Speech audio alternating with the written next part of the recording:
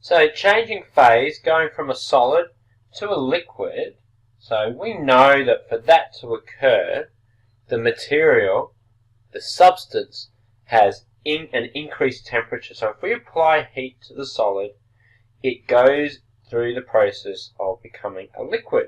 We know that process is called melting. And in that process, we add heat to the solid. The bonds break between particles, or they weaken, and so the liquid then is a fluid and the particles can move around. And then if we continue to heat the liquid, it turns into a gas. And that's a process called evaporating. Now we can go back the other way by taking energy out, or cooling it down essentially. So when a gas cools down to form a liquid, it's called condensing. And the liquid then to a solid has got two names. It's either freezing or solidifying. Okay, now we can actually measure the temperature of the substance as it goes through those phases. And so if we were to do that, along the bottom we would have time, and along our x-axis we would have temperature.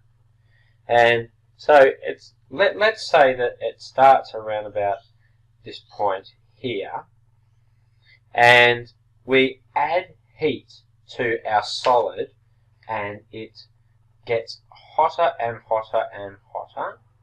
I'll plug this. Then it's going to get to a point where it starts to melt. So the temperature's been going up. The temperature of the solid has been going up. So in this time we've got the phase of being a solid, and the temperature is rising as we've increased, put more energy into it.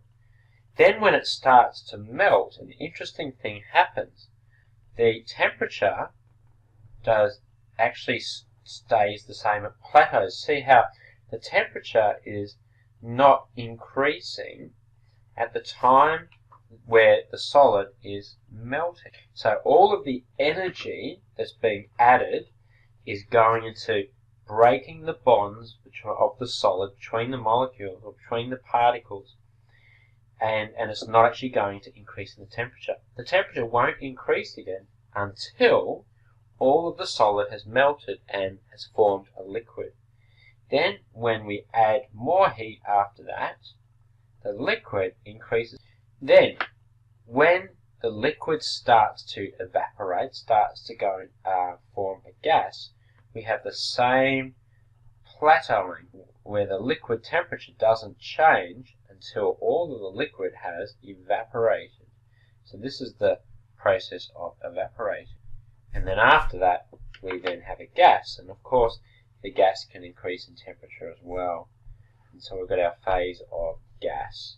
Okay, now, it's going to be the same thing for cooling as well, but it's in the opposite direction.